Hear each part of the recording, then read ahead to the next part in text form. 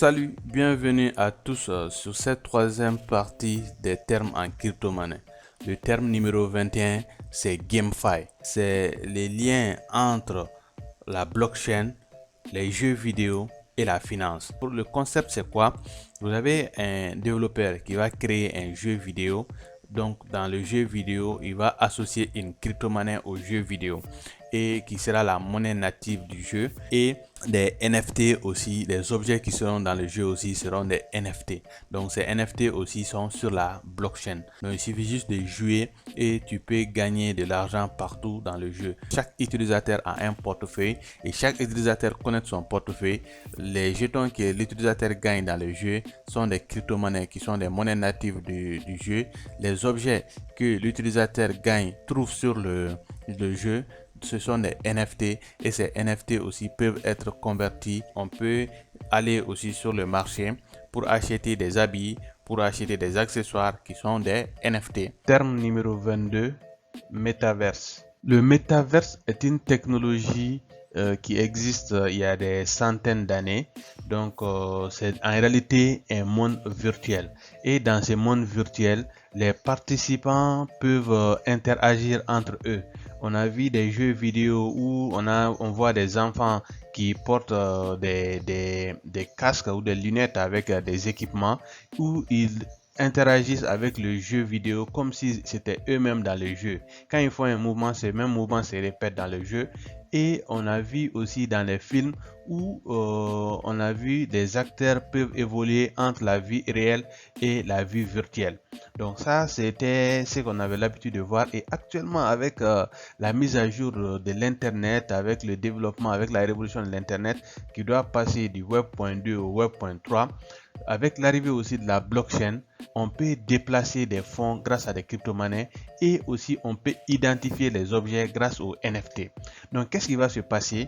On a vu un développeur qui va créer un monde virtuel sur la blockchain, où dans ce monde virtuel, tu peux acheter des terrains, tu peux vendre des terrains, tu peux construire les terrains, tu peux en faire un magasin, tu peux en faire un bureau, tu peux en faire une salle de sport, tu peux en faire un casino, tu peux en faire un restaurant. Où les visiteurs, quand ils viennent dans ton magasin où tu vends des habits, pourront acheter ces habits, et ces habits seront sous forme de NFT, où on pourra tracer à qui appartient ces habits à un moment donné quand on veut, avec les informations qu'on a de n'importe quel objet qui se trouve dans ce monde virtuel.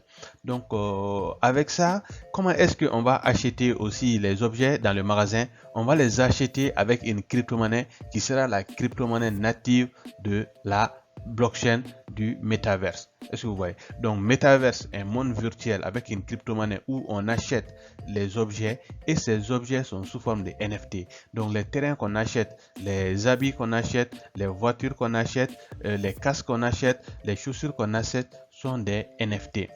Donc on a des utilisateurs, les participants, ils peuvent créer des événements dans ce monde virtuel tels que des concerts, ils peuvent faire tout ce qu'ils veulent à la limite de leur imagination. Donc tout ce que vous pouvez imaginer, vous pouvez le faire sur le Metaverse. On a aussi des multinationales, des grandes compagnies, des grandes sociétés qui vont acheter des espaces pour faire de la publicité, pour que quand les gens iront sur ce monde virtuel, ils vont voir ces publicités là comme s'ils étaient dans le monde réel. En fin 2021, Mark Zuckerberg, le PDG de Facebook, a annoncé que Facebook allait changer de nom et allait devenir Meta. Quand cette vidéo est sortie avec une présentation de plus de 1 heure, on a vu le même mois, en moins d'un mois, toutes les crypto-monnaies qui évoluent dans le domaine des Metaverse ont commencé à faire des x5, des x10, des x20 en moins de 1 mois. Donc cela veut dire quoi? C'est une technologie qui est là, qui est en train de se développer, et quand Mark Zuckerberg dit qu'il va mettre son pied là-dedans, il a annoncé le nombre de milliards qu'il va investir, les gens qu'ils vont recruter, et il a dit qu'ils vont pouvoir le faire pendant 5 ou 6 ans. Il a parlé de presque tous les domaines, du domaine social, du domaine du sport, du domaine de la santé, du domaine professionnel. Comment est-ce qu'ils vont évoluer, comment est-ce qu'ils vont mettre en place, comment est-ce qu'ils vont travailler pour pouvoir offrir ça aux utilisateurs. Facebook, c'est plus d'1 milliard d'utilisateurs. Je suis vraiment curieux et impatient de voir dans 5 ans qu'est-ce que la technologie du métaverse va nous donner avec les crypto-monnaies, avec voilà, toutes ces mises à jour. Terme numéro 23, adresse crypto. Alors, une adresse crypto est une série de chiffres et de lettres qui est l'équivalent d'un numéro Orange pour une transaction Orange Money, qui est l'équivalent aussi d'un numéro de compte bancaire pour un compte bancaire au niveau du système classique. Les adresses crypto-monnaies, ce sont des séries de chiffres et de lettres qui peuvent vous permettre de stocker vos crypto-monnaies, d'envoyer vos crypto-monnaies, de voir le solde de vos crypto-monnaies. Donc chaque crypto-monnaie a une adresse et chaque NFT aussi a une adresse. Donc c'est ça l'adresse crypto. On a aussi ces adresses sous forme de code QR. Donc pour ne pas faire d'erreur en faisant la copie ou en prenant l'adresse, on te dit tout simplement de scanner l'adresse QR qui est la même adresse. Donc chaque utilisateur a une adresse pour chaque crypto-monnaie qu'il possède. Le terme numéro 26, marché spot. Le marché spot, c'est le marché normal. Donc, avec vos crypto-monnaies ou avec votre argent, vous avez la possibilité de partir sur plusieurs marchés pour faire vos opérations avec, voilà, pour rentrer en possession de vos crypto-monnaies ou faire de vos crypto-monnaies ce que vous voulez. Dans le marché spot, c'est ça qui est le marché normal. C'est quand vous achetez une crypto-monnaie où le prix de crypto-monnaie est égal à 1 dollar par exemple. Si le prix augmente à 2 dollars, vous avez multiplié votre capital par 2. Donc, supposons que voilà, vous avez acheté une monnaie à 2 dollars et que le prix de la monnaie chute à 1 dollar, automatiquement, vous avez votre capital qui est divisé en 2. Donc, c'est ça qui est le marché spot. Donc, si vous avez acheté une monnaie et que le prix monte, vous n'avez pas fait de gain tant que vous n'avez pas vendu. Donc quand le prix chute aussi, vous n'avez pas fait de perte tant que vous ne vendez pas. Terme numéro 27, marché futur. Le marché futur est un type de marché qui nous permet de parier à la baisse comme à la hausse le prix d'un actif. Prenons par exemple le Bitcoin. Vous estimez que le prix du Bitcoin va chuter de 50% d'après vos analyses et vous avez décidé de shorter le Bitcoin. Donc c'est ça qu'on appelle shorter. Donc shorter, cela veut dire que tu paries à la baisse des prix. Maintenant, quand tu paries à la hausse du prix, tu vas faire un achat long. Cela veut dire que quand le prix du Bitcoin monte, automatiquement, toi, tu gagnes. Mais si toutefois vous faites un pari et que le marché va dans l'autre sens, vous avez dit que le prix du Bitcoin va baisser de 50%, mais en réalité, le prix du Bitcoin après votre opération a augmenté de 50%, vous perdez 50% de votre capital. Donc c'est comme ça. Donc à partir du moment où vous allez perdre 100% de votre capital, vous serez liquidé et vous allez être sorti du marché automatiquement. C'est ça le marché futur. Et ce marché futur, il est conseillé que vous soyez professionnel pour pouvoir rentrer dans ce marché et faire des opérations. Donc vous devez avoir des techniques. C'est vraiment interdit en un mot aux débutants de se promener dans le marché futur ou d'aller essayer de faire des opérations dans les marchés futurs. C'est vraiment très risqué pour des débutants. Terme numéro 28, effet de levier. L'effet de levier peut être utilisé tant au niveau du marché spot qu'au marché futur. Maintenant, l'effet de levier, en général, c'est des plateformes qui vous donnent cette possibilité. Donc, cette possibilité vous permet d'investir ce que vous n'avez pas. Par exemple, vous avez 10 000 francs CFA et vous voulez investir 100 000 francs. Donc la plateforme vous donne cette autorisation en vous permettant de faire un effet de levier x10. Donc automatiquement, quand vous prenez vos 10 000 francs et que vous faites un effet de levier x10, automatiquement vous allez pouvoir travailler avec 100 000 francs.